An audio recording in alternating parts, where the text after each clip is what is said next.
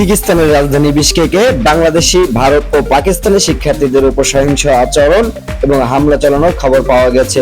উঠেছে গণধর্ষণের অভিযোগও। বিশকেকে পাকিস্তানি মিশন জানিয়েছে, শুক্রবার 17 মে রাতে শুরু হওয়া সহিংসতার মধ্যে বিশকেকে কয়েকটি মেডিকেল বিশ্ববিদ্যালয়ের হোস্টেলে হামলা হয়েছে, যেখানে ভারত, বাংলাদেশ, পাকিস্তানের শিক্ষার্থীরা বসবাস করেন।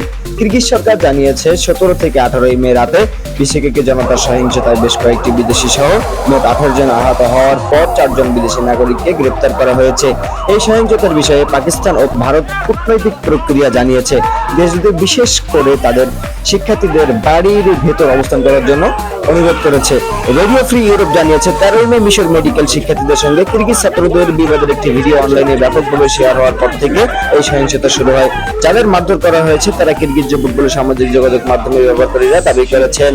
আজ রবিবার বাংলাদেশের শিক্ষার্থী তাদের নিরাপত্তার জন্য বার্তা সংস্থা ইএনবি সহায়তা চেয়েছিলেন। স্থানীয় সময় 19 মে কিরগিজ ইন্টারন্যাশনাল স্কুল অফ মেডিসিনের বাংলাদেশি শিক্ষার্থী সামিয়া কবির শনিবার সন্ধ্যায় বলেন, আমরা এখনো 5 জন বাংলাদেশি নিয়ে আছি। আমরা এখন অ্যাপার্টমেন্টের ভিতরে আছি।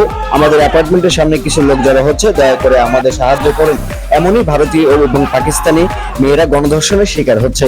এছাড়াও বাংলাদেশি কাজে যাওয়া কর্মীরা নির্যাতনের শিকার হচ্ছে বলে শেষ খবর পাওয়া পর্যন্ত জানা গেছে। বাংলাদেশে কোনো দূতাবাস না থাকায় চরম বিপাকে পড়ছে বাংলাদেশি নারী পুরুষ কর্মীরা।